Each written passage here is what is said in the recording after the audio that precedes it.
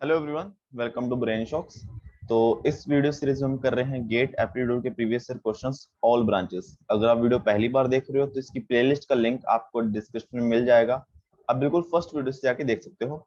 और इस वीडियो हम करने वाले हैं इलेक्ट्रिकल के गेट 2021 के क्वेश्चंस। ठीक है, तो फर्स्ट क्वेश्चन है, इन्होंने बोला कि the people dash were at demonstration were from all the section of society. तो पीपल क्या आएगा, who were at the demonstration. Next question है कि a transparent square sheet shown in the above folded along the dotted line and folded sheet look like। देखो हमें इस line के according fold करना है। देखो फोल्ड ऑप्शन में देखो किस हिसाब से फोल्ड किया हुआ है, इस तरीके से। मतलब ये लाइंस अब कहाँ आएंगी। अब देखो ये लाइंस बिल्कुल इसके पास है ना, लाइन के जहाँ जिस पे फोल्ड कर रहे हैं यहाँ के पास कैसे पहुंच जाएंगी। तो ए और बी तो गलत हो गया। और इसको कैसे करना है, बस इसका मिरर इमेज बनाओ, इसका मिरर इमेज जिस लाइन के थ्रू फोल्ड कर रहे हैं। ठीक है, ये इसका मिरर इमेज लग रही है ना, तो बस ऐसा बन जाएगा ऑप्शन सी।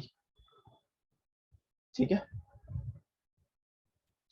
नेक्स्ट क्वेश्चन है, for a regular polygon having 10 sides the interior angle between the sides of polygon in degrees is.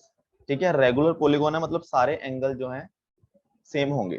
तो देखो जितनी साइड होंगी टोटल एंगल कितना होगा। जैसे मैं ट्रायंगल की बात करूं, ट्रायंगल में 3 साइड होती हैं, टोटल एंगल होता है 180। ठीक है, और अगर मैं रेक्टेंगल या स्क्वायर की बात करूं ना, 4 साइड के लिए क्वाड्रेट की उसकी आ जाएगी 360 डिग्री, और 5 साइड के साथ पेंटागन की आ जाएंगी 540। ठीक है, तो टोटल एंगल कितना होगा। टोटल एंगल होता है number of sides minus 2 into 180। ठीक है, ये चेक कर लेना, सारे सेटिस्फाई कर रहे होंगे इसको। तो हमारे पास 10 साइड है तो 8 इंटू 180 ये होगा टोटल। ठीक है, और जो हमारा इंटीरियर एंगल होगा, मतलब एक एंगल, 10 एंगल होंगे टोटल, सारी इक्वल है तो डिवाइड बाय 10, 18 इंटू 8 144 आ जाएगा। ठीक है, डायरेक्ट आप अगर फार्मूला लिखना चाहो तो ये भी लिख सकते हो। इसका फार्मूला क्या आ जाएगा, n minus 2 divide by n into 180। ठीक है, वही बात, सेम बात होगी। नेक्स्ट क्वेश्चन है, which one of the following number is exactly divisible by 11 raised power 13 plus 1। ठीक है, तो पहले देखो ये हो जाएगा 11 रेज़्ड पावर 13 का स्क्वायर। तो इसका हम कुछ, ये कुछ ए स्क्वायर, अगर मैं इसको ए मानूं इसको बी मानूं, तो ए स्क्वायर प्लस बी स्क्वायर है, तो इसको तो हम फैक्टर नहीं बना सकते हैं कि ए प्लस बी ए माइनस बी कुछ बन जाए। सिमिलरली ये तो चलो आई नहीं रहा, कुछ 13 आ जाएगा, 33 है, 39 होता तो चलता। ये 39 आ गया, ये ए क्यूब माइनस बी क्यूब है, इसमें क्या बनेगा a माइनस बी, और यहाँ कुछ। ठीक है, तो a प्लस बी चाहिए हमें तो। अब ये देखो ये क्या है, a की पावर 4 माइनस बी की पावर 4, तो ये ए स्क्वायर माइनस बी स्क्वायर, ए स्क्वायर प्लस बी स्क्वायर, ए स्क्वायर माइनस बी, ए माइनस बी, ए प्लस बी, और ए स्क्वायर प्लस बी स्क्वायर। ठीक है, तो ये डिवाइड कर जाएगा ना, ऑप्शन डी आ जाएगा। ठीक है, नेक्स्ट क्वेश्चन है, oasis is to sand is island is to. देखो ओसिस होता है सैंड, मतलब रेगिस्तान में जो भी पानी का सोर्स। ठीक है, तो बहुत सारी मिट्टी है उसके बीच में कहीं पानी है, तो आइलैंड क्या है, आइलैंड इज टू वाटर, ये बहुत सारा पानी है, समंदर है, तो उसके बीच में छोटा सा जमीन का टुकड़ा है, आइलैंड। ठीक है, नेक्स्ट क्वेश्चन है, the importance of sleep is often overlooked by students when they are preparing for exams. ठीक है, इग्नोर कर देते हैं इंपॉर्टेंस, स्लीप नींद की इंपॉर्टेंस को इग्नोर कर देते हैं जब स्टूडेंट्स एग्जाम की तैयारी कर रहे होते हैं। Researchers has consistently shown the sleep deprivation greatly reduce the ability to recall the material learned, है ना। रिसर्चर्स क्या कहते हैं कि स्लीप डेप्रीवेशन यानी कि नींद की कमी जो है रिड्यूस करती है एबिलिटी को, जो हमने चीजें सीखी हैं उसको रिकॉल करने की एबिलिटी को उसको कम कर देती है, कि हम रिकॉल नहीं कर पाते, याद नहीं कर पाते कि हमने क्या क्या पढ़ा है। ठीक है, अगर हम नींद अच्छे से नहीं लें चाहे कितना भी पढ़ाओ। Hence cutting down on sleep to study longer hours can be counterproductive, है ना, कि अगर हम अपना नींद खराब करके पढ़ते हैं तो वो काउंटर प्रोडक्टिव है, प्रोडक्टिव नहीं है, उल्टा असर हो रहा है। ठीक है, ऐसा नहीं है कि सोते ही रहो, एक प्रॉपर अमाउंट में नींद लो, उनका कहने का ये मतलब है। ठीक है, तो फर्स्ट जो है, sleeping will alone is enough to prepare for exam, studying has lesser benefit. तो इसका ये मतलब थोड़ी कि सोते ही रहो, पढ़ना तो है ही। ठीक है, उनका ये मतलब नहीं कि पढ़ना बंद कर दो, सोते रहो, पढ़ना है बट एक प्रॉपर नींद भी चाहिए। Students are efficient are not wrong in thinking that sleep is waste of time, ये भी गलत है। स्टूडेंट बड़े हो गए, रिसर्चर बड़े हो गए। ठीक है, सी है, if student is extremely well prepared for exam he needs little और नो स्लीप, ये गलत है ना। जितना भी मर्जी तैयारी कर लो, अगर सोओगे नहीं या फिर कम नींद लोगे तो वो रिकॉल नहीं कर पाओगे। तो डी सही हो जाएगा, इसको पढ़ लेते हैं। To do well in exam, exam में अच्छा करने के लिए adequate sleep must be part of the preparation, अच्छी नींद प्रिपरेशन का पार्ट होनी चाहिए, है ना, तो वही कह रहे हैं। नेक्स्ट क्वेश्चन है, in the figure shown above each inside square is found by joining the mid point of the side of the next larger square, the area of the smallest square. देखो ये बड़ा square है, इसके हमने mid point को join करके एक square बना दिया, फिर इसके मिड पॉइंट को ज्वाइन करके बनाया इस तरीके से। तो सबसे छोटे वाला एरिया कितना होगा? अब देखो, अगर मुझे ये साइड निकालनी है इस स्क्वायर की, तो अगर ये 5 है, ये भी 5 हो जाएगी, है ना, यहाँ ये वाली, तो ये वाली साइड कितनी हो जाएगी? इसको मैं a लिखता हूँ, a is equal to under root 5 का स्क्वायर 25 प्लस 25। ठीक है, ये बेसिकली 5√2 आ जाएगा, आपको दिख ही रहा होगा। ठीक है, और बड़े वाले इसका स्क्वायर का एरिया कितना है, सॉरी स्क्वायर का एरिया कितना बड़े वाले का? 10 सेंटीमीटर, 10 इंटू 10 100। ठीक है, 100 आ गया इसका एरिया। अब इसका एरिया कितना है? 5√2 का स्क्वायर 50। तो इसका मतलब मैं ये कह सकता हूँ कि इस स्क्वायर से जब मैंने ये स्क्वायर बनाया तो एरिया हाफ हो गया। तो इसका अगर 50 है तो इसका 50 डिवाइड बाय 2 यानी कि 25। ठीक है, और इसका कितना हो जाएगा? 25 बाय 2 12.5। ठीक है, इसका कितना हो जाएगा? 12.5 डिवाइड बाय 2 6.25। और बिल्कुल अंदर वाले का कितना हो जाएगा? 6.25 डिवाइड बाय 2 3.125। ठीक है, तो बहुत ज्यादा कुछ करने की जरूरत नहीं है, जो ज्यादा ऐसे चेंज हो रहा है वो जिस रेशियो से चेंज हो रही है वैसे ही बाकी चेंज होता रहेगा। ठीक है, नेक्स्ट क्वेश्चन है, let x be a continuous random variable denoting the temperature measured, the range of temperature is 0 to 100 degree Celsius, let probability density function x be fx is equal to 0.01 for x 0 to 100 mean of x। ठीक है, क्या हो गया? Uniform distribution हो गया ना। Uniform distribution इसलिए कि 0 से लेकर 100 तक fx कितना है? 0.1।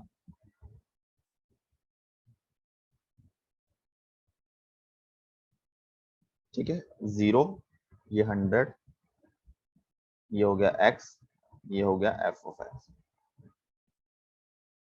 ठीक है, तो सिंपली जो मीन आ जाएगा वो 100 माइनस 0 डिवाइड बाय 2 यानी कि 50, बिल्कुल मिड में। ठीक है, इसको हम कैसे करते हैं? ऐसे मीन किसके इक्वल होता है?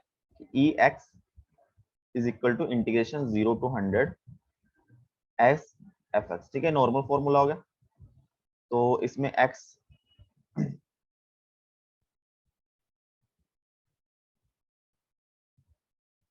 एफ एक्स की वैल्यू होगी 0.01, बाहर आ गया x dx। ठीक है, 0 to 100। अब हम बात करते हैं 0.01 x स्क्वायर बाय 2 0 to 100, तो 0.01 इंटू 100 का स्क्वायर 100 इंटू 100 डिवाइड बाय 2। ठीक है, ये आ जाएगा 50।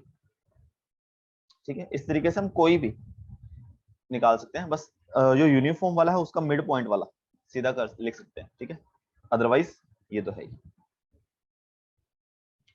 नेक्स्ट क्वेश्चन है कि the number of students passing और failing in exam for a particular subject are presented in the bar chart above, है ना।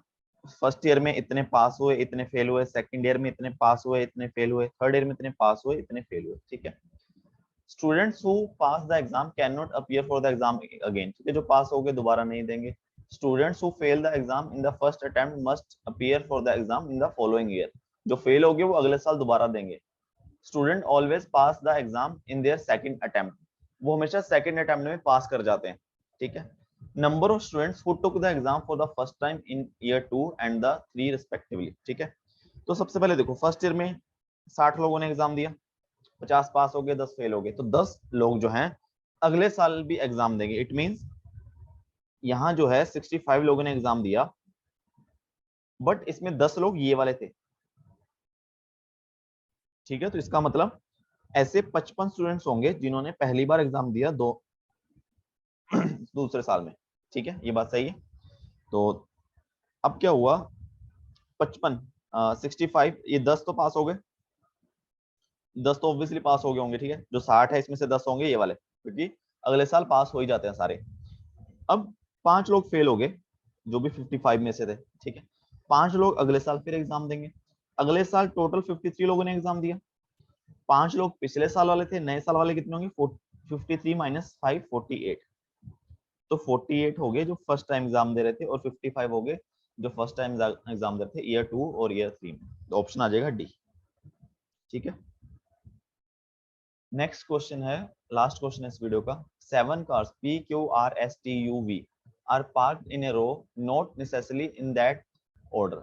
Car T U should be parked next to each other. Car S and V also should be parked next to each other, whereas P and Q cannot be parked to next to each other. P Q की दुश्मनी है भाई, ठीक है। और Q and S must be parked to next to each other. R is parked to the immediately right of V. T is parked to left of U, ठीक है। सबसे पहले हम 7 चीजें बना लेते हैं।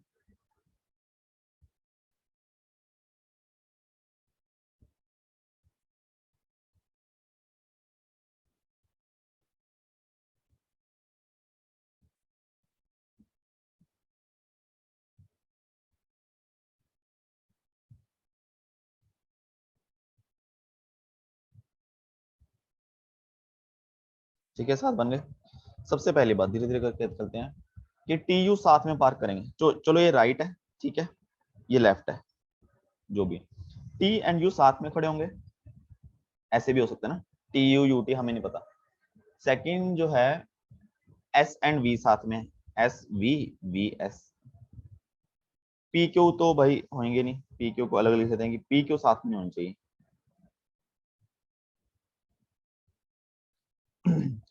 आगे बात करते हैं, Q and S must be park next to, Q और एस साथ में होना चाहिए, क्यू एस में साथ होना चाहिए। तो देखो ऐसा बन जाएगा, या तो क्यू ऐसा हो जाएगा, क्यू एस वी, या फिर वी एस क्यू, है ना। एस के एक साइड ही सीट खाली है, तो इस तरीके से हो जाएगा, इसका मतलब नहीं है।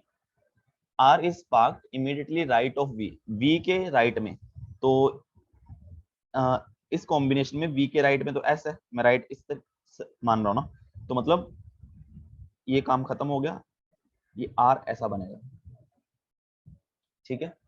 और क्या बोला है कि T is park left of you, T जो है यू के लेफ्ट में है, तो ये वाला खत्म हो गया, तो हमें ये चीज मिल गई। अब इन्होंने बोला है कि based on the above statements only incorrect option given below. तो पहला है there are 2 cars parked in Q and V, Q और वी के बीच में 2 कार पार्क है, नहीं एक ही है, तो यही गलत हो गया, ठीक है। देखो हमें कुछ करने की जरूरत नहीं पड़ी ज्यादा। अब देखो Q and R not park together, yes ये बात सही है, क्यू और आर साथ में है ही नहीं। V is the only car park in S and R, V क्या ओनली कार है एस और आर के बीच में, yes. Car P is parked at extreme end, ये पॉसिबल है। देखो क्यू एस वी आर, तो इसमें 2-3 केस बनेंगे, इसको ट्राई करते हैं।